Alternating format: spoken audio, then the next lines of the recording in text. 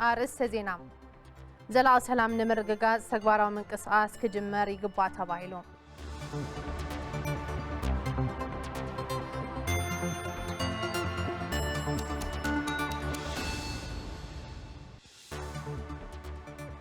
تقاريصو دزانحة أغرقلوت إيميغريشنن زيقنتن إثيوبيا جنفر مقالة أغرقلوت مهاب كامز جمر تقاريزو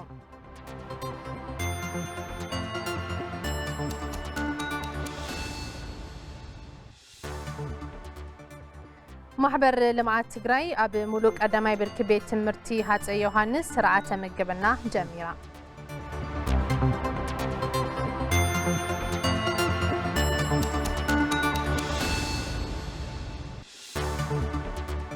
كاب وطاي بريزيدنت غيني بيساو بوتادرات هاجرهم تأثيرهم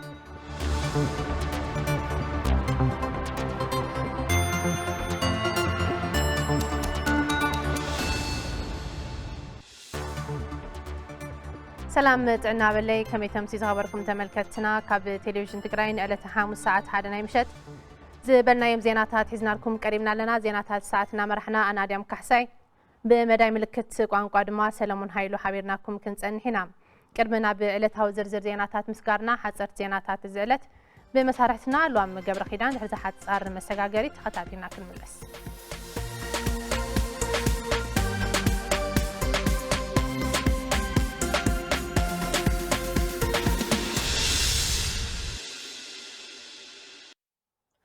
يا قني اللي أديم سلام طعنا هبليكم يزانيحكم خبركم تملكتنا نزعلت زيزو مرزنا يوم حاصرت زيناتات حيزنا قريبنا لنا نابنا يفلما زينات نسكر كاب كلتشحن 14 كساب كلتشحن 17 عامة مرت وزف لي زي كفلو كساب تحساس كلتشحن 18 عامة مرت أو كلن كفلات كتما مقلة تاريخيهم كخفلو كم زقبا بيت ما زجاجة كتما مقلة أفليتو أو كلتشحن 17 عامة مرت كاب وزف ليس حدا نتبخلته بليون بر زتأكد نتخون أو كلتشحن 18 عامة مرت دما حدا نتبسلسته بليون بر كأكب تلمي كم ستحزة أتحواري كيد سرح ما زجاجة بيتاوي إتوت كتما مقلة أيتم الجيتا يوسس قاليصم وظف ليز بأوانو أب زي يخفلو بممرح ليز ممنتقال سراحتي كايد يخبلون وسيخم حبيرهم الانفستمنت وسيدوم زي المعو أوش شدشت ورحي كالمعو خمس قباون ايتم لقيتا جنزيبهم وظف ليز بتزاعته وعلى مسارات ببعمته كخفلو يقبا زبلو أبيت صحفت أطاع أمام محدرة مريت كتما مغلا لعلواي بعال مويا ليز أوفيسر ايتا دستا كحساي أب تحتي زلو محاور بيت ما زقاجا سرعة دوكومنتيشن كسالت ببدرجو زلو مرارحة وظف ليز أبزي خفلو حقاو سقوم تخوصد كحقزو خمزة اللوم حبيروم كم تبصاب تسفاي تادسة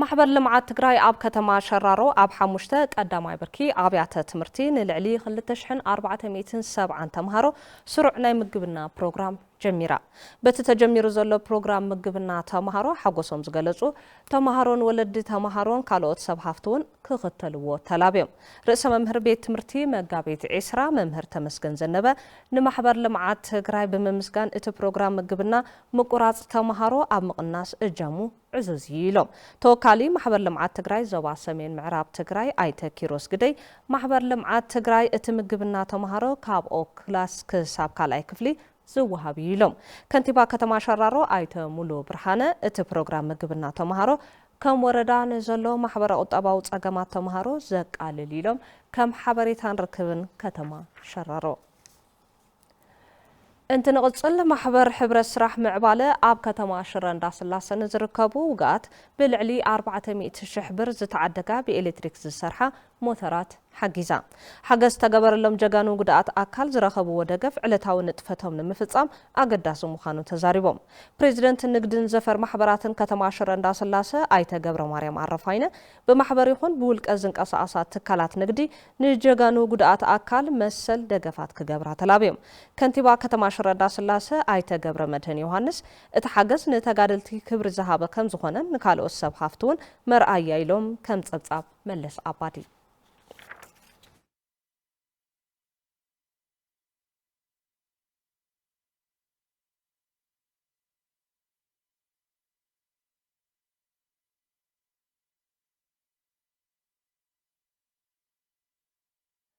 بريزيدنت غيني بيساوا بوتادرات اتهاجر كمستأثرة BBC صبصبو وتادرات اتهاجر نبريزيدنت اومارو سيسوكو امبالو اب تحت قصصر اوعلنايو كم زبالون BBC اب صبصابا ملاخيتلو غيني بيساوا مرصا كم مستخايده وتادرات اتهاجر نبريزيدنت اومارو اب تحت قيد كم زأتوو نتهاجرون كم استواصاصروا افليت امالو اتم وتادراو مكننات معراب افريكاويت هاجر غيني بيساوا وصيت نايت استخايده بريزيدنتاو مرصا اب تጽበየሉ እዋን እዩ ነቲ ተግባር ዝፈጸሙ ወይሉ BBC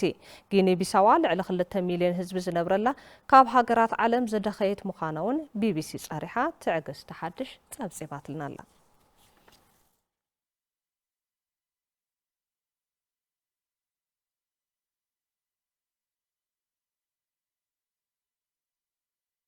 ሓጸርቲ ዜናታት ሰዓት ዛዚምና ዝርዝርና ብተቐርበልና ኣድያም ክመልሰኩም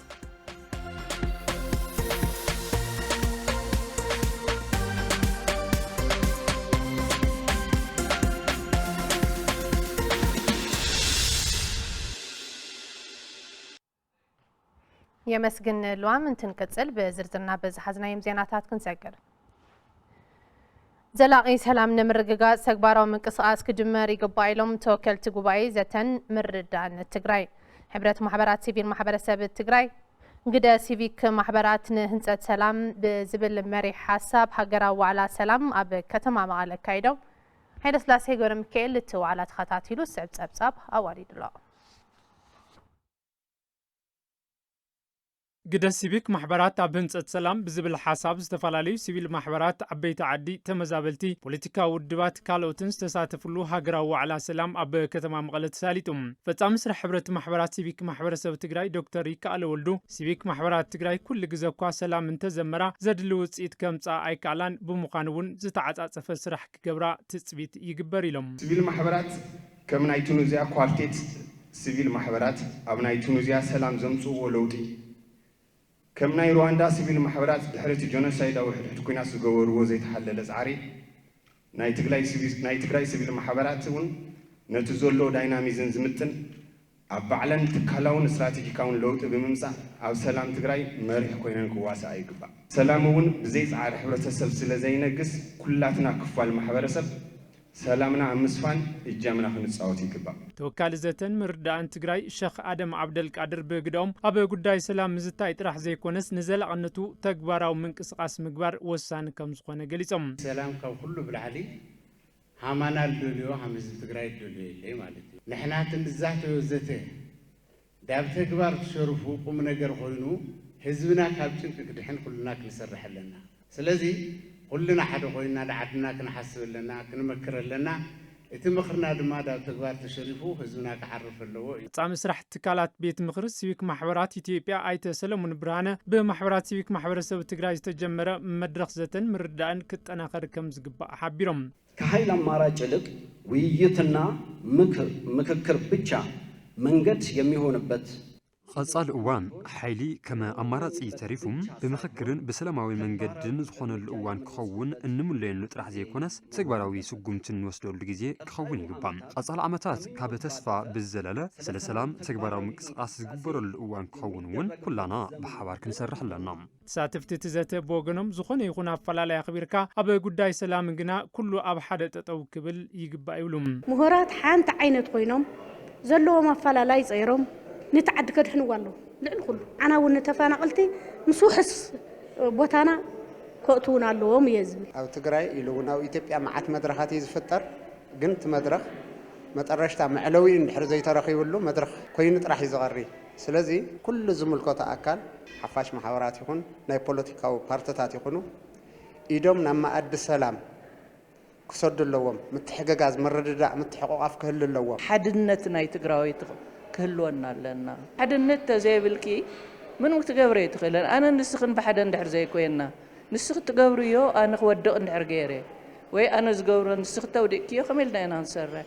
حد نجر حد النت كاب مقربتي ممايت صحفة مدرخ ياريد بره بوغنم سيفيك محبرات عم مقرف كل مدايت أجماعات حبرت سب زيت كأجدس لزلون بزتعت أتفسرح كسرحة يجبا كلو ملقتهم محلفهم زنت كلا سيفيل محبرة سب نهيز توكلت يعني نهيز توكلت سلاز خونا دما وعلي مقورات تزاوؤات يكون وعلي سلام أم فصام زلوا أجمعات مونيتر داعبراز تفصمن زي تفصمن كفليا خلالون ناي حزبي انترس ربحا دليت طلب تايكم زخنا خصنا خلالون بأنصار زي دما توم وعلي أم فصام ناي وعلن كدك واصالون منጭ ናይቲ ጸገም ኣብ ምቕራፍ እውን ብተመሳሳሊ ትራንስፎርም ምግባር ናይ ባዕለን ዓብይ ዘይትካገደለውን መስፍን ሓጺነ መጺን ኢንጂነሪንግ ን17 መስዋዕቲ ናይ ዝኸፈሉ ሰራሕተኛታቱ ስድራ ብልዕሊ 2.1 ሚልዮን ብር ወጻኢ ዝተሰርሑ ኮንቲነራት ሓጊዞም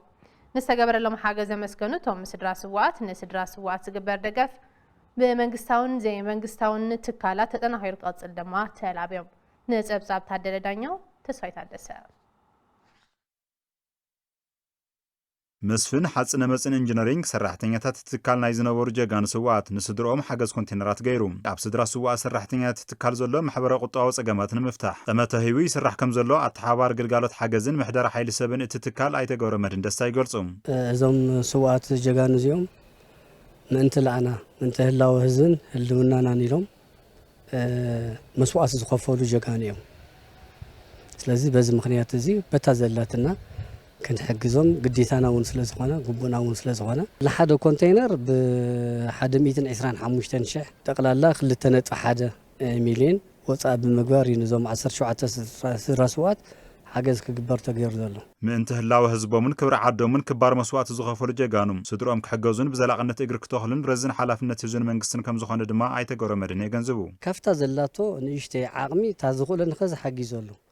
نقدميت ግን ህልውኑ እናረጋገጸ ሆይስ እናረጋገጸ ዝኸደሉ ቁጽሪ ስድራ ስዋዓት ዝሕገዝሉ ዝሕውሉ ኩነታት ክህል ከም ዝኽእል እውን ይዛዕም ቶም ስዋዓት እዚኦም ና ኩሉ ና ህዝቢ ትግራይ ናይ መንግስቲ ናይ ኩሉ ኣካላት ስለ ዝኾኑ ኩሉ በብኸባቢው ግን እጃሙ ኮፍ ክልልዎ ይብል ሓሳብ ኣለኒ ንስተገበረሎም ደገፍ ዘመስገኑ ስድራ ስዋዓት ዝሓገዝ ብመንግስታውን ዘይመንግስታውን ትካላት ተጠናኺሩ ክቕጽል ይግባዩሉ ናይ መስፍን ጌሮን ሓገዝ ማለት ናቶም ኣሕዋትና ልኸዱ ስልተሰው ትሪኦ ለኩም ኮንቴነራት እዩ ዝልገበረና ሓገዝ بطعمي انا مسجن توسنا قرش نشتون دغومات تلتليس حريف نيرو قداماي ነገር ግን ዛቦታ ለካስ ምስ ቦታ ተልትኮን የራስ ለአና በጣም حريف نيرو ናዞም ሐዋትና ነውር ተባዕት ጀጋን ስለነውሩ ናይም ተወኪልና ጠንካራታት ኮይና ንክንሰርሕ ዙ ኮንቲነር ታይናን ያው መስርሕ ቦታ ስለሌለ ሰርሕና ንክንቀየርና ዓድና ቤተሰብና ንክመና ተሓዳደር እንደሊና ካው መንግስት ለሐገዝ ተትገብረና ደስ ማለና ነይሩ ኣብ ስድራ ስዋ ዘለው ማሕበር ቁጣው ጸገማት በዘላቅነትን መፍታሕ ፍሉይ ጠመተ ዘድልዋንን ከም ዝኾነ ድማ ኣብ ትእዋን ተገሊጹም ከያኒ ንጉስ አባዲ ን10 ውጋት ሓርበኛታት ንምሕካም ፍርቂ ሚልዮን ብር ከም ዝሓገዘ ገሊጾም ኮሚሽን ሓርበኛታት ትግራይ በወገኑ ከያኒ ንጉስ አባዲ ውጋት ንምሕካም ዝወሰዶ ሰናይ ተግባር ንኻልኦት ኣብነት ይሉም ገረመድን ተወልደመድን አዋዲ ዶሎ ገረ እግዚአብሔር ገዳሙ ድማ ከምሰብ ካርበናይ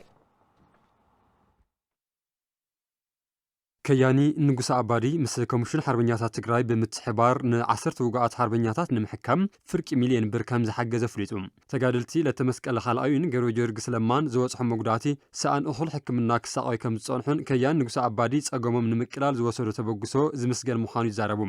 ናቲ ነበረኒ ጉዳት መጀመሪያ ናድር መቅዓት ጋጢምኒ ሊወጽ ሓቂን ስካ አኸዘለኒ ካው ሓሊፍ ግን ናይ ኾዳሊ ጸጸር ክልቴን ኾዳይቲ ሕሙምቲያ ኣሃዱ ሓሚ ክሎም ተለኹ ክኒና ካኮር ይሆም እዮም ብምስሊ ናተይ ብጣዕሚ ሓሲኻ ተስንትነ ተለኻ ብጣዕሚ ልሕዝን ዘረዝሮ ናተይ እንኳዕ ዝደረጃ ዝበጻሕኹ ካብዝኒ እኽወለ ብልጽ ዝበለ እንትን ሕክምና ሒዘ ክወጽ የደሊ ሕለድ ንቐካል ተጋዳላይ ወይ ከዓ ከያኒ ንጉስ አባዲ ብጣዕሚ ንመስክለካ ኣካባቢ ሳምባ ብደረተይ ላኣት ወጢት ኣለ ማለት مات كا 2015 جميرة اسكا 2018 اب سقاي زقمط حدا غزي عفينه يودقني حدا غزي زولقو اب زمنتن نيلو ابلي يفلط ነገር አለ يودقني ማለት 2015 جميرة اسكا 2018 3 ዓመት ሙሉ 2 ወርሒ 3 ወርሒ ቆጸረና ጎርም ሰድና ነይሮ ማለት ያኒ ንጉስ አባዲ ያውዚ ለ10 ሰብ ወይ ደሞ እዚ ለአክል ሓገዝ ብምጓሩ አነ ብጣዕሚ የዘንቆ ማለት ከም ገይሮም ካልአቱን ዲያስፖራ ይኹን ካልአቱን ክሕግዙና ምክንያቱ ተጋዳላይ ኣብ ጸገም እዩ ዘሎ ተጋዳላይ ይሳቀይ ዘሎ ከያን ንጉስ አባዲ ኣብ ዝሓለፈ ዓመታት ብኺነ ጥበብ ኣቢሉ ንሃርበኛታት እቶት ኣብ ምትእኻብ ክነጥፍ ከም ዝጸንሐን ሕዚ ድማ ምስ ዲያስፖራ ን4 ኣዋርሕ ኣብ ዝገበሮ ጻንሒት ብዝረኸቦ ኣታዊ 10 ውግኣት ከም ዝሕክምን ተሓኪሞም ክሳብ ዝድሕኑ ክትትል ከም ዝገብርን ይዛረብ ንዓኦም ዘይኸውን ነገር የለን ዝብል ማለት እዩ ዋ ዝብል ደርቢ ሙሉእ ኣታዊኡ ንዓኦም ነይሩ 300,000 ነይሩ ኣታዊ ዝገበርክዎ ላብ ኮሚሽን ሃርበኛታት ትግራይ ማለት እዩ ገና ዓራት ዘሎ ብዙሕ ነገር ቃንዛ ዘሎ ምሕካም ይሓይሽ ዝብል ተረዳዲና 10 ሰብ ክሕክም ኣዋጊዕና ማለት እዩ ናይዞም 10 ሰብ እዚኦም ንሓደ ክስካብ 50,000 ክኸውን ይኽእል ካብ 40 እስካብ 50,000 እዩ ሞማ ን50,000 ንሓደ እስካብ 500,000 ነዞም ብፅት እዚኦም ንጊዜኡ ማለት እዩ ምስ ተጀመረት ክትትል ክገብር እየ ኣነ ብስራሕቲ ኮይነውን ኣለውን ኣሕዋተይ ዝከታተሉ ክስካዕ መጨረሻ ክንከታተል ኢና ማለት እዩ ሜዲካል ዳይሬክተር ሆስፒታል ኣዋሽ ዶክተር ኣውጥህኛ አብርሃም እቲ ዝተገበረ ሓገዝ ተረጋጋሚ መጥባሕቲ ተገይርሎም ዘይሓዊን ኣብ ሳንቦኦም መጉዳእቲ ዝበፅሖምን ሃርበኛታት ከም ዝኾኑ ይገልጾም መሊኡ ዘይድሓነ ናይ ከብዲ መጥባሕቲ ገይሮም ምስ ብተደጋጋሚ 2-3 ግዜ ኦፕራሲዮን ዝገበሩ እዮም ኣብዚ ካምፔን እዚ ተኻቲቶም ዘለዉ ካልእ ድማ ክብድ ዝበለ ናይ ፍንጣሪ ኣብ ሳንባ ከባቢ ዘሎ سويل بقليل كوتس سلازي خيل ننوح زبالة أبصق أي صنحو بصوتيهم نزيهم من زكاتته ناي أوبراسيون متبحتي يو كابزم عصرته حجي بكامبين ملكة بزحونا بصاي نقص أبادي دمزاوي إنشيتيف توسيدو زسرح زلو مختص كوميشن حربنياتات تግራይ አዲስ ዓለም ገብረ ስላሴም ሰዓን ሕክምና ይሳቆይ ዘሎ حربنياتات ንምሕካም ከያን ንጉስ አባዲ ዝወሰደ ተበጉሰን ሰናይ ተግባርን ዝናአልን ካልኦቱውን አሰሩ ክስዕብወን ጸዊዖም 10 ሰብ ጉዳአቶም አሕዊኻ ናብ ኑር ህይወቶም ምምላስ አዕሪ ገዚፍ እዩ ስለዚ ዘመሐላልፈልና ዓብይ መልእኽቲ ካብ ዘለና ማለት እዩ ኩሉ ትግራዋይ ካብ ዘለዎ ንብጾቱ ንሓርበኛታትና ኮንትሪቢዩት ገብሮ ዝኽእል ኣስተዋጽኦ ክገብሮ ዝኽእል ነገር ኣሎ ማለት እዩ ማሕበር ልምዓት ትግራይ ኣብ ሙሉእ ቀዳማይ ብርኪ ቤት ትምህርቲ ሃፀይ ዮሃንስ ስርዓተ ምግብና ተምሃሮ ከም ዝጀመረ ኣፍሊጣ እቲ ስርዓተ ምግብና ኣብ ከይድ ምምሃር ምስትምሃርን ምምሕያሽ ውፅኢት ተምሃሮን ዕዙዝ ግደ ከም ዘለዎ ድማ ምምሕዳር እታ ቤት ትምህርቲ ገሊጽሎም ብርሃነ መስፍን ተወሳኺ ይጽላው ህፃናት ዳግማዊት ነጋስን እየበርህን ተምሃሮ ካልኣይ ክፍሊ ቀዳማይ ብርኪ ቤት ትምህርቲ ሃፀይ ዮሃንስ እዮም ኣብ ቤት ትምህርቶም ክምገቡ ምኽኣሎም ኣብ ትምህርቶም ጠመተ ክገብሩ ከም ዝሕግዞም ይዛረቡ ሰዓን ምግቢ ካብ ትምህርትና ከይንተርፍ ትምህርትና ከይንሰልፍ ሓገዝ ስለልገበርኩና ብጣዕሚ እየ ለመስግን ሰብ ዘይቆበሰ ዝመጽ ኣሎ ኣብዚ ምግቢ ክንገብሎ ብጣዕሚ እየ ተሓጒስ ኣነ እውን ትምህርትና ነፊዕና ንዓድና ክንኸውን ኢለ ወለድ ተጠቀምቲ ምግብና ተምሃሮ ብግድኦም ደቆም ሰንኪ ሕፅረት ምግቢ ካብ ማኣዲ ትምህርቲ ከይርሕቁ ዝነበሮም ስግኣት ከም ዝተፈትሐሎም ይረጋግጹ ሰዓን ምግቢ ደቆሪ ተምሃሮኣን ይፈልጥ እየ ካብ መንደርና ንዚ ምግብና ንተዋሃቡ ደቅና ንክብርትዑ ጽቡቕ ትምህርቶም ቃልዎም ንከይብሉ እንድዩ ብጣዕሚ ሃምዚሉ ድጋፍኩም ሃምዚልኩም ክትብሉ ክቕጽል የደሊ ቁርሲ ዝዘይብሉ ሰብስ ቁርሲ ከቁርሲ እንታይ ከቁርሶ ካበይኩም ጸሉ ገለ ምናምን ኢልካ ኢሉ ወላዲ ለኸይጫናነቕ ገይርኩም ወዘለኹም ሓገዝስ ብጣዕሚ ይጽቡቕ ማሕበር ልምዓት ትግራይ ምስትካል ምግባረ ሰናይ SNV ብምትሕብባር ተምሃሮ ሰዓን ምግቢ ካብ ማኣዲ ትምህርቲ ከይርሕቁ ዓሊማ ትሰርሕ ከም ዘላ ድማ ምክትል ፈጻሚት ቦርድ ማሕበር ልምዓት ትግራይ ወይዘሮ ቅብኡቱ ክንፉ ይገልጻ ኣብዚ ሓለፈ ዓመት ን10,000 ዝኾኑ ህፃውንቲ ተምሃሮ ምግብና ጸባ 200 ml ንሓደ ህፃን እና 7 ግራም ባኒ እና መገበ ከም ጸንሐ ዝፍለጥ እዩ ኣብ መቐለ ኣብ ካልኦት ምስ ቢሮ ትምህርቲ ብዝገበርናዮ መረዳዳ ኣብ ካልኦት ክፍለ ከተማ እውን ተመሳሳሊ ስጋዕ ግሬድ 2 ንምጅማር ኣብ ምድላው ከም ዘለና ንምዝኽኻር ዝኣክል እዩ እቲ ምግብና ተምሃሮ ካብ ቅድመ መደበኛ ትምህርቲ ክሳብ ካልኣይ ክፍሊ ከም ዝኾነ ዝሓበሩ ርእሰ መምህርታ ቤት ትምህርቲ መምህር ሓለፈ መስገዶም እቲ ምግብና ንሽፋንን ጽሬትን ትምህርቲ ሓጋዚ ምዃኑ ይገልጹ ምግቢ ዘይበልዐ ኣእምሮ ትምህርትና ኣይቕበል ተዋና ማለት እዩ ስለዚ ተምሃረና ብርክት ዝበሉ ተምሃረና ከይበልዑ ይመፁ ነይሮም ረፊዶም ይመፁ ነይሮም ኣቋረፅካ ትምህርቲ ምኻድ ነይሩ ብኣውሩ ድማኒ ኣብቲ ናይ ውፅኢት ትምህርቲ ድማኒ ኣው ሓላፍ ዘላፍ ነይሩ ካብቲ ዝነበረ ናይ ምርፋድ ብጣዕሚ ቀኒሱ ኣቋረፅካ ትምህርቲ ምኻድ እውን የለን ሓላፊ ቤት ጽሕፈት ትምህርቲ ክፍለ ከተማ ቀዳማይ ወያነ መምህር ጽዋ ፍስሓ እቲ ኣብ ቀዳማይ ብርኪ ቤት ትምህርቲ ሃፀይ ዮሃንስ ዘሎ ምግብና ናብ ካልኦት ኣብያተ ትምህርቲ እውን ንኽሰፍሕ ሰብ ሃፍትን ትካላትን ሓገዝቲ ክኾኑ ይጽውዑ ብምግብና ምስ ተጀመረ ምርፋድ ምትራፍ ምቁራፅ ሙሉእ ብሙሉእ ኣብ ተምሃሮ ዝቐነሰ እንትኸውን ከምኡውን ኣብ ውፅኢት ተምሃራይ ናይ ባዕሉ ዝለዓለ ኣውንታ ኣረጋጊፁ እዩ ተቋሪጹ ዝጸንሐ ኣገልግሎት ኢሚግሬሽንን ዜግነትን ኢትዮጵያ ጨንፈር መቐለ ካብ ሕዳር 19 2018 ዓ.ም ኣገልግሎት መሃብ ከም ዝጅምር ኣፍሊጦም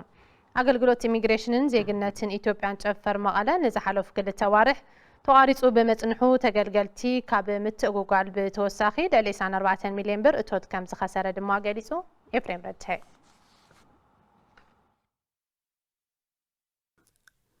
ግልጋሎት ኢሚግሬሽን ዜግነትን ኢትዮጵያ ጨንፈር መቐለ ንዝሓለፉ 2 ኣዋርሕ ተቋሪጹ ከም ዝጸንሐ ይዝከር ምኽንያት መቋረጺኡ ድማ ኣሰራርሑኡ ንምዝማን ከም ዝኾነ ሓላፊ ቤት ጽሕፈት ግልጋሎት ኢሚግሬሽንን ዜግነትን ኢትዮጵያ ጨንፈር መቐለ ኣይተ ምትኩ ታከለ የረድኡ ካብ ሕዳር 19 2018 ዓ.ም ድማ ግልጋሎት መሃብ ከም ዝጅምር ይገልጹ ክልተ ወርሒ ከባቢ ምቁራጹ ያው እቲ ሲስተም እቲ ኦንሊ ሲስተም እቲ ንጥቀመሉ ነበርና ናይ ፓስፖርት ኦንሊ ሲስተም ስለነበረ ከዚ ነው ሓድሽ ስለዛእተዩ ከዚ ፓስፖርት ይልጅመር ከዚ ኦንላይን ተመልእተለቱ ሕብረተሰብ ፓስፖርት ማለት ናይ 10 ዓመት ካብሎም ጀሚሩ ኦንላይን ተመልእተለው ናይ 10 ዓመት እዩ ኣገልግሎት ለግኒ ማለት እዩ ለምሳሌ ከዚ ኣብ ኣሕለፈ ንጥቀመሉ ነበርና በመዓልቲ 100 ሰብ ኢለኩም 100 ሰብ ንጥቀም ነርና ከዚ ክሻ 500 ንጥቀም ማለት ጽባሕ ጀሚሩ ኦንላይን መምላእም ዝኽእል ሰብ ንምፍላጥ ግልጋሎት ህጹጽ ፓስፖርት ግና ከም ዘይወሃብ ዝገለጹ ኣይተ ምትኩ ህጹጽ ፓስፖርት ንህቢና ኢሎም ህዝቢ ዘደናግሩ ኣብ ልዕሊ ዘለዎ ውልቀ ትካላት ድማ ሕጋዊ ስግምቲ ከም ዝውሰድ ይሕብሩ ኣብ መዓልቲ 100 ሰብ ንተናግር ነርና ሚስተ ማለት በ5000 ነበር እናራብሐዮ ማለት እንዴ ይሆንሎ ፍርቅ ሚሊዮን ማለት እዚ መዓልታዊ እዩ ሰው ክልተ ወርሒ ኣብ ክልተ ወርሒ ተኮይኑ ኣብ ወርሒ እንዴ ይሆንሎ 12 ሚሊዮን ኣብ ክልተ ወርሒ 24 ሚሊዮን ማለት ሓደ ህዝቢ መንግስቲ 24 ሚሊዮን ሲኢኖሎ ማለት ካብቲ ሕብረተሰብ መንገድ ተዓወጻ ማለት ኣብ ዝሓለፉ 2 ኣዋርሕ ሰኣን ግልጋሎት ኢሚግሬሽን ዜግነትን ኢትዮጵያ ጨንፈር መቐለ ተገልገልቲ ካብ ምትጉጓል ብተወሳኺ ልዕሊ 24 ሚሊዮን ቅርሺ እቶት ከም ዝኸሰረውን ኣይተ ምትኩ ታከለ ይዛረቡ ኣስቸኳይ ፓስፖርት ኣብ ትግራይ ጀመሪ ኣስቸኳይ ተጀሚሩ እዞም ኦንላይን ልመሉ ሰባት ኣስቸኳይ ንመልኢና ኢሎም ይፈልጡ እዚ ጌጋዩ احنا ተወሰነ ነጠናኽሮ ነገርና ብሕግ ንጥቆም ኢና ብሕግ ክንጥቆም ልዕለን ነው እቲ ሕብረተሰብ ግን ዘይድሊ ወጪ ከውፅውሊ ኣስቸኳይ ተጀሚሩስ ስለተፈለጠ همزيላ ስለተባለ ክትቀመውሊ ኣስቸኳይ ተጀምርተሉ ፀዊዕና ኦሬዲ ኣስቸኳይ መጀመር ነፍልጥ ኢና ግልጋሎት ኢሚግሬሽንን ዜግነትን ኢትዮጵያ ጨንፈር መቐለ ሓድሽ ፓስፖርት ምውፃእ ዝጠፍአ ምትካን ምሕዳስን ጥራሕ ግልጋሎት ከም ዝህብ ድማ እቲ ቤት ጽሕፈት ሓቢሩ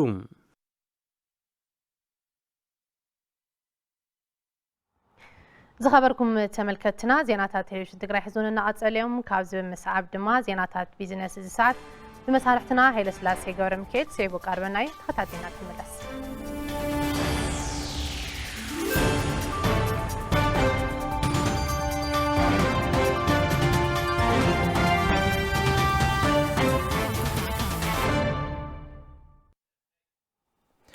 يغني لي أريام كورات تملكتنا نساعد تدالو زيناتات بيزنس حيزنا قريبنا لنا مسانا تنحو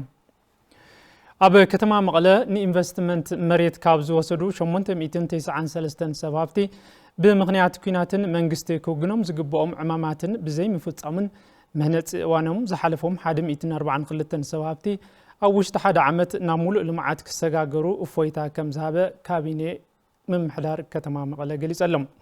ካብ ሕግን ኣሰራርሓን ወጻኢ ዝኾኑ 80 ሰብ ሃብቲ ድማ ዝወሰድዎ መሬት ክምንጠሉ ከም ዝተገበረ እቲ ምምሕዳር ገሊጹ ገነት ካሕሳይ ተወሰኸሉ ኣብ ቤት ጽሕፈት ኣጠቓቕማን ንምሕደራን መሬት ከተማ መቐለ ኢንጂነር ጎይቶኦም ገብረ ክርስቶስ ዝርዝር መጽናዕቲ ዘቕረቡ ኮይኖም ኣብ ከተማ መቐለ ዛጊድ 830 ሄክታር መሬት ን893 ሰብ ሃብቲ ከም ዝተዓደለን ዛጊድ 36 ሚታዊ ጥራሕ ናብ ልምዓት ከም ዝተኣተወ ገሊጾም እዚ ጽንዓት ከም ዘመላኽቶ 113 ሰብ ሃብቲ መሽን ዘእተውን ናብ ስራሕ ዝኣተውን 171 ህንጻ ዛዚሞም ናብ ተግባር ዘይኣተው 184 ድማ ካብ ግራውንድ ክሳብ ኬንቺ ዝሰርሑ 76 ሰብሃፍቲ ድማ ካብ ጫማ ኳዕትን ሓጹርን ክሳብ ግሬድ ቢም ዝሰርሑ ከም ዘለው ኢንጂነር ጎይቶኦም አብሪሆም ከንቲባ ከተማ መቀለ ዶክተር ረዳኢ በርሀ ወገኖም ብሰንኪ ዘጋጠመ ኩናት መንግስቲ ክሰርሖም ዝግብኦም ስራሕቲ ሕቶ ይግበአንን መሰረተ ልምዓትን ሰብሃፍቲ ብውዕሎም መሰረት ከልምዑ ብዘይምኽኣሎምን ካልኦት ጸገማትን ስራሕቲ ኢንቨስትመንት ክነቃቃሕ ከም ዘይከኣለ ገሊጾም ካብ ሕግን አሰራርሓን ወጻኢ ዝኾኑ 80 ሰብሃፍቲ ካቢኔ ምምሕዳር ከተማ መቀለ ክምንጠሉ ብምውሳን ናብ ክልል ተመሪሑ ድማ ኢሎም ብምኽንያት ዝተፈጠረ ኩናትን መንግስቲ ክውግኖም ዝግብኦም ዕማማት ብዘይ ምፍጻሙ መህነጺ እዋኖም ዝሓለፉም 142 ሰብሃፍቲ ድማ ኣብ ውሽጢ ሓደ ዓመት ናብ ሙሉእ ልምዓት ክሰጋገሩ እፎይታ ከም ዝተወሃቦም ዶክተር ረዳኢ ገሊጾም ኣለዉ ካቢኔ ምምሕዳር ከተማ መቀለ ካብ 22 ጥቅምቲ 2018 ዓ.ም ጀሚሩ ብውዕሎም መሰረት ናብ ተግባር ዘይኣተው ሰብሃፍቲ ኣብ ውሽጢ 6 ኣዋርሕ ናብ ተግባር ከኣትው ከም ዝወሰነ ዝገለጹ ሓላፊ ኣጠቓማን ምሕደራን መሬት ከተማ መቀለ ኣይተዘርኡ ተወልደ ብርሃን ዝተውሃቦም ግዜ በአግባቡ በመጥቃም ንህዝቦምን ዓደምን ንኸሕሱ ጸዊዖም ክብል ሓበሬታን ርክብን ከተማ መቀለ ጸብጺቡ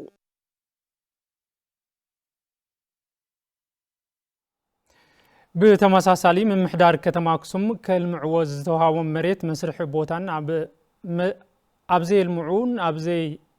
ሓፂሮም ዝተቐመጡን 10 ሰብሃፍቲ ስጉምቲ ከም ዝወሰደ ፍሊጠሎም ኣብታ ከተማ ዋዕላ ኢንቨስትመንት ኣብ ዝተካየደሉ ዝተሳተፉ ሰብሃፍቲ መሬት ወሲዶም ኣብዘይ ልምዑን ኣብዘይ ሕጋዊ ተግባራት ዝውዕሉን ሰብሃፍቲ ዝተጀመረ ስጉምቲ ክጠናኸር ከም ዘለውን እቲ ምምሕዳር ኣፍሊጡ እዩ ኣብ መንደር ኢንዱስትሪ ጥራሕ ክሕፀር ከም ዘይብሉውን እቶም ተሳተፍቲ ገሊጾም እዮም ምምሕዳር እታ ከተማ መሰረተ ልምዓት መንገዲ መብራህቲ ቀረብ ልቕሓን ስሉጥ ኣገልግሎትን ክወሃብ ድማ እቶም ሰብሃፍቲ ሓቲቶም ኣለው ሓላፍ ቤት ጽሕፈት መሬትን ካዳስተርን ከተማ አክሱም ኣይተጻየ በርሀ ልምዓታውያን ሰብሃፍቲ ዘለዎም ጸገማት ደረጃ ብደረጃ ንምፍታሕ እቲ ምምሕዳር ይሰርሕ ከም ዘለን በአንጻሩ ዝተዋሃቦም መሬት ንዓመታት ሓፂሮም ብምቕማጥን ዝተዋሃቦም መስርሕ ቦታ ኣብ ዘይሕጋዊ ተግባራት ዝውዕሉን ሰብሃፍቲ ዝወሰድ ስጉምቲ ክቕጽል ኢሎም ብመሰረት ዝተካየደ መጽናዕቲ ናብ ልምዓት ኣብ ዘይኣተውን ዝተዋሃቦም መስርሕ ቦታ ኣብ ማዕሉ ኣብ ዘይውዕሉን 10 ሰብሃፍቲ ዝተዋሃቦም መሬት ክምንጠሉ ከም ዝተገበረን ናብ መሬት ባንክ ኣታው ከም ዝኾነን ኣይተጻህየ በርሀ ወሲኾም ሓቢሮም ክብል ሪፖርተር ናፍሳ መዝገበ ካብ ከተማ አክሱም ጸብጺበሎ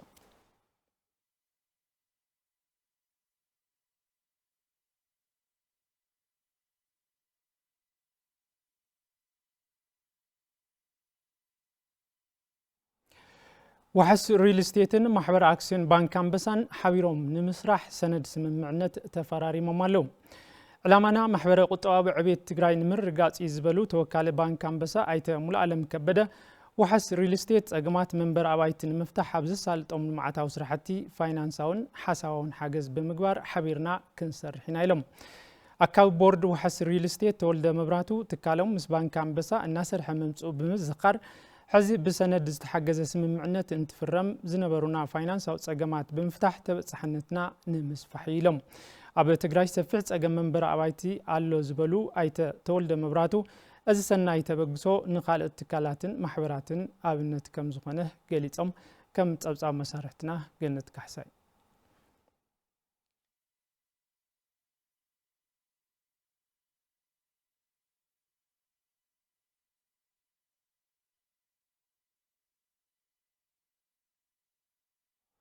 كرات ملكتنا زيناتات بيزنس زازمنا كنتات شرفو كتكتاتلو أنا وزيك زازم سلام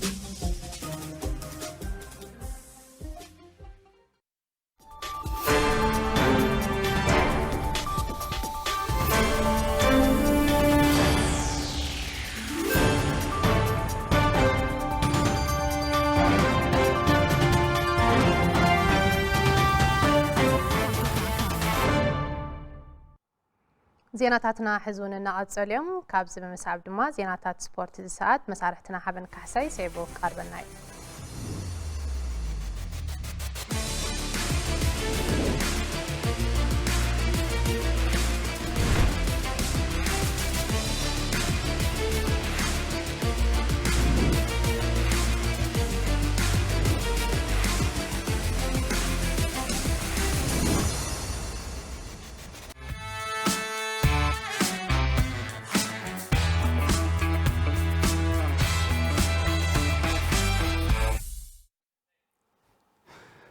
سلام طن هبلي كم يتصنحو تختنا بفلما يزعوا سجير اللخو CBE قطمات بريمير ليج إثيوبيا يتمت شبع سومن قطمات CBE بريمير ليج إثيوبيا قد سيلو مستسالت نتخونو غانتاس حول شرا غانتا مدرجنة شرا عوت انتغنع مقال السبع عند درساد ما معرض تفلالي علم مدرجنة شرا بفتوم العلنا بالعلي دريدا خلتن بعد عوت انتغنع دانيال دارجا بمبل 43 دقيقة عبيل ماموش دما بمبل سنة 4 دقيقة قولا زغطر صوتيوم أبز عمت خلاي عوت زمزجبتها جانتا زغطرة صوري جولون كاب صوته وصاته بهايلو كي صدق الله تريفي أبز صوته فلامي تقول زغطرة دانيال أبز عمت بحفشة زغطرة جول سلسن تخون أبز نايل ما أنت نبرة صوته ون بلز بالمكس قاس زغبرة صوتاي أصلت أني جانتا مدرجنة شرا دانيال صهية بقطعات أبزي مروح لصوته شرا سلسن تبرخيبة بحفشة دما نبت شعنت نتبتات ديوالا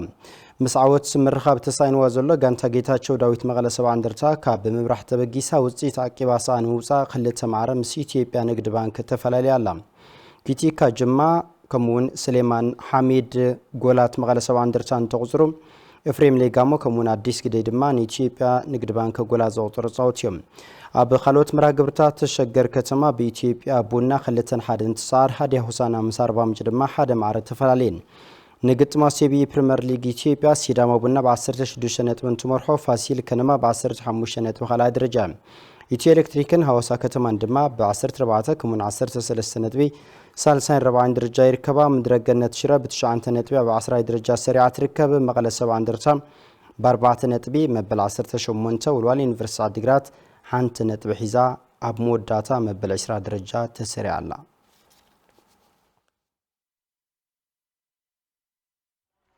ሽመክት ጊዜውን ጠብቆ ነው የሰጠው ከጨዋታው ውጪ ነው አይደለም አሁን ማህመድ ረሺድ ሚዛን መጠበቅ አልቻለም በነጻነት ኳሱን ያገኘው አብዩ ጎሉ ለቆ ወጥቷል በሚገባ ቦታ አይቶ ተረጋግቶ ነው ጎል ያስቆጠረው በአፍሪካ ሳይክሊንግ ኤክሰለንስ ዝዳለ ሽልማት ብሉጻት አፍሪካውያን ተቀዳደምቲ 2025 በደቃንስዮና በመወዳታ ዝሓለፋ 3 ሕጽያት አላው ኮይናና አለዋ ተቀዳዳሚት ብሽክሌታ ጽጌይ ካሕሳይ ከሙን ሰላም አምሃ ብናይ መወዳታ 3 ሕጽያት እንታቷ ሞሪሺያዊት ተቀዳዳሚት ኪምሊ ኮርት ድማ ካፕተን 3 ሓንት ኮይናላ ሻምፒዮን አፍሪካ 2025 ጽጌይ ካሕሳይ ተቀዳዳሚት ጀርመናዊት ጋንታ ኪንዮን ሰላም አምሃን أبز عمت سمر جذب بمحلافة بمودة تابسيحنا اللهم أقدم 18 حوزيات الله وغير زنبرة تتكال بشكليتين يامرهاوي تحدش كمون سركال متايون أكاتي تونيريوم أبزالة تقدام تعواتي زفل ولدر عب مدرخ أفريكان عالمين تدمغ زلنا تسقي كحساي كمون بروفيشنال بشكليتين يا سلام أمها كاب كلنا تقراي زفران تخوناك عواتاون لعول قمة رخيبنا اللهم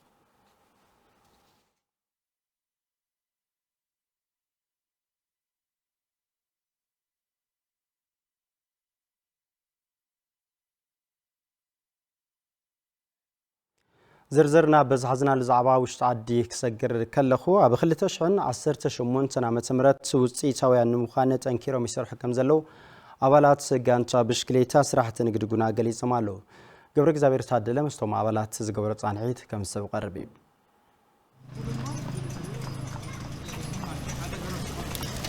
ፕሮፌሽናል ተቀዳደምቲ ብሽክሌታ በበዝሒ ንክበቅዑ ነቲ ዓውደ ስፖርት ወላሕታ ክግበረሉ ከምዝግባ አባላት ጋንታ ብሽክሌታ ስራሕቲ ንግድ ጉና አማኑኤል ብርሃንን ክብረ አብ ተክለ ሃይማኖትን ገሊጾም ዘመናዊ ለኾና ሳይክላት ኦሬዲ በኤሌክትሪካል ለኾና ሳይክል ገዚኦምልናዮም ኦሬዲ ካሊ ማተሪያላት ኩሉ ሙሉ ገይሮምልናዮም እዚ አነ እንትን ክትመሓየሽ ደለዋል አብና ማህያና አብና እዚ ናምግር ባርኛ እስስ ብናዚ ነረኢኒ በቃ ምንም ምስተኻሪ ተጎረ እዚስ ተትሬልና ሓሪፍ ይል ማለት ደሞዝ ሕጥረትና ናይ ምግብ ሕጥረት ምስተ ዘለ ኢኮኖሚ ብጣዕሚ እንትነልና ክፍተተልና እሱ ንኸም መሓይሸልና ለጥያቄ ቀሪና ለና እሱ ለከይዲ ናብ መራር ሓቅሪና ኣለና ከይዱ ፍሕጥ መልስ ንጽበለና ዝተሓለፈ ዓመት ግን ጽቡቕ ብስክሌት ሓደሽቲ ብስክሌት ተምፂልና ዕጥቅለ ሙሉ በቃ ተዝሓሸ በቃ እንትነቢልና ዝሓሸ ዕጥቃ ቀሪብልና ነይሩ እቲ ዓውደ ስፖርት ጠመተ እንተተዋሂቦ ኣብ ውድድራት ሻምፒዮና ብሽክሌታ ኣፍሪካን ዓለምን ዝተረኸበ ውፅኢት ኣብነታዊ ከም ዝኾነ ዝተዛረቡ እቶም ብሽክሌተኛታት ዝበለጸ ውፅኢት ንክርከበሉ ዝተዋለደ ስራሕ ከም ዝጠልብ ድማ ኣገንዚቦም ዋና ኣሰልጣኒ ጋንታ ብሽክሌታ ስራሕቲ ንግዱና ንጉሰ ገብረ ዮሃንስ ብግድኡ ኣብ ዘመነ ውድድር 2018 ዓ.ም ብሉጽ ውፅኢት መመዝጋብ ሓደሽቲ ፈረምቲ ምስቶም ነበራት ውህደት ብምፍጣር ኣብ ምንቅስቓስ ከም ዝርከቡ ይዛረብ 2018 ንብቕዓት ኮይንካ ንምግናይ እቶም ሓደሽ ቆልዑ እውን ናብ ዝሓሸ ዓቐመ ንምምጻእ ዝካለና ናገርና ኢና ማለት እዩ ጂምናዚየም ከዚ ጀሚርና ኣለና ምስ ጂምናዚየም ተቀላቀሉ ብስክሌት ሕዚ ክንጀምር ኢና ውድድራት እንተመጽኦም ቶም ናይ መጀመርያ ውድድራት ኣካል ብቕዓትና ፈሊጥና ወርስቦ ብድሕሪውን ምምሕያሽ ጌርና ዝሓሸ ቡድን ክንሰርሕና ዝብል እምነት ይለለና ጉዳይ ሕቶ መሃያን ጠማጥምን ትካሉ ኣብ ዝቐርባ እዋን ምላሽ ከም ዝህበሉን ኣብ ከይዲ ምህላውን ይገልጽ ሕቶ መሃያ ሕዚ ኮነ ተጀሚሩ ቀድሚ ጦርነቱ ነይሩ ሕዚ እውን ይቀጽል ሕዚ ግን አንገብጋቢ ዝገበረ ጉዳይ ነይዎ ከዚ ካብቲ ናይ መሃያን ላዕሊ ናይ ምግቢ ሓደ ስፖርተኛ ጉየ እንድሕሪልካዮ ክትምግበለካ እቲ ዘውፅኦ እንድሕር ዘይትከኦ ኮይኑ ካብ ምስራሕ ዘይ ምስራሕ ይልሕሽ ማለት ኣብ ጥዕናኻ ይጻባእ ኣብ ብቕዓትካ ትጎድል በተሓሳስባ እውን ያው ብኡ መጠን ይጎድለካ ማለት ኣብ ጉና ያው ትሕተሎ ከም ሕቶ ትትካሉ ሒዙ ይሰርሐሉ ኣለኹ ኢለና ኣሎ ሰምስት ናይ ዋንነቱ ባዕሉ ትትካል ኣብ ትሕቲ ትእምት ስለዝኾነ እስካዕ ትእምት ከይዱ እንታይ ክገብር ከም ዝኽእል ያው ይማየጡልለው ተስፋ ይግበር ቀረባ ግዜ ስታኺሎሞ ወራዲያው ናብ ዝሓሸ ነገር ተገደደ እኹል ዋላ እኳ እንተዘይበልናዮ ግን ተመጣጣኒ ክኸውን ዝቀረበ ነገር ክህልዎ ግን ዋስ ተስፋ ንገበር ያው ከም ዓይነታት ተስፋታት እውን ይቡን ኣለዎ ከም ትካል ማለት እዩ ብቐጻልነት ውፅኢታውያን ንምዃን ጠንኪረን ይሰርሓ ከም ዘለዋ ደቂ ኣንስትዮ ተፃወቲ ኩዕሶ ስኬት ከተማ ውቕሮ ገሊፀን ኣለዋ ብርሃነ በየነ ከም ሰብ ከቕርበ እዩ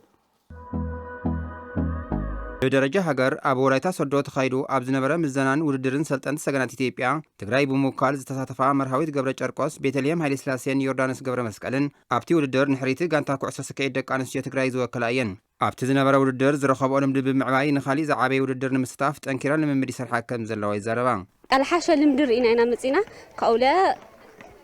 ካብ ዝነበረናስ ዝሓሸ ብቕዓት ተማሂርና ኢና ናብ ዝሓሸ ደረጃ ንክንበፅሕ ትሬኒንግ ይግበረልና እዩ ብኦት ትሬኒንግ ዝግበረልና ድማ ብጣዕሚ ጽቡቕ እዩ ብክትትል ይከታተሉና እዩ በሰልጣንና ተዋሃበና ሕጊ መሰረት ንጥዕናና እውን ብዝምቺ ናትንፋሽውን ዝተፈላለዩ ዓይነት ስራሕቲ ኣብ ስፖርትና ተሳቲፍና ንሰርሕ ኢና በቲ ዓውደ ስፖርት ዝግበር ውድድር ሕፅረት ከም ዘሎን ብዙሓት መድረኻት ክሰናድኡ ከም ዝግባእን ዝተዛረባ እዘን ስፖርተኛታት ዝወሃበን ዘሎ ስልጠና ብኣግባቡ ብምስራሕ ዝሓሸ ደረጃ ንምብፃሕ ዕላማ ከም ዘለዎን ወሲኸን ይገልጻ ኣብ ክልል ደረጃ ተጫወትና ንዓድና ተጫዋቲ ንክንኮን ዕላማ ነና ካብ ዝለለናዮ ብደንብ ዝሓሸ ጠንኪርና ሰርሕና ትግራይ ክነፀውዕ ዓብዪ ደረጃ ክነፅሕ ተስፋ ይገብር በቲ ናይ ወሰልጣኒ ብናይ ኮች ሕጊ ዝቐጻሊ እውን ጠንኪረ በርቲዐ ትግራይ ወኪላ ክጫወት እየ ይብል ተሳትፎ ኩዕሶ ስክዒት ደቂ ኣንስትዮ ትኩረት ረኺቡ ክዓብን ተሳትፎ ፕሪምየር ሊግ ኩዕሶ ስክዒት ኢትዮጵያ ምርካብን ጠመተ ገይሮም ከም ዝሰርሑ ዝገለጸ ድማ ምክትል ኣሰልጣኒ ኩዕሶ ስክዒት ከተማ ውቕሮ ዘለኣለም ደስታ እዩ ኣብ ሰሙን 4 ግዜ እዩ 3 ግዜ ትሬኒንግ መበራውዓይ ና ሰሙናዊ ትሬኒንግ ልገበርናዮ ጌም መጋማገሚ ጌም ነና እና ደስባሊ ሓሪፍ እዩ ኣንሕና ንውኢልና ኢና ካብ ከዚ መሰረት ኢልና ጀሚርና ነና ነጓላት ከም ውቕሮ በቃ ፕሪምየር ሊግ ናወዳታ ይኮነ ናጓላት ከኣትያ ክንፅዕሪና ብኩሉ ነገር ኣብ ከተማ ውቕሮ ብክልቲኡ ፆታ ልዕሊ 157 ሰልጠንቲ ፕሮጀክት ኩዕሶ ስክዒት ስልጠና ኣብ ምውሳድ ይርከቡ ክቡራት ተመልከትና ዜናታት ስፖርት ቴሌቪዥን ትግራይ ብቀጥታ ምክታል ጸኒሕኩም ሰናይ ምክታልኩም መስኪና ኮኽሉ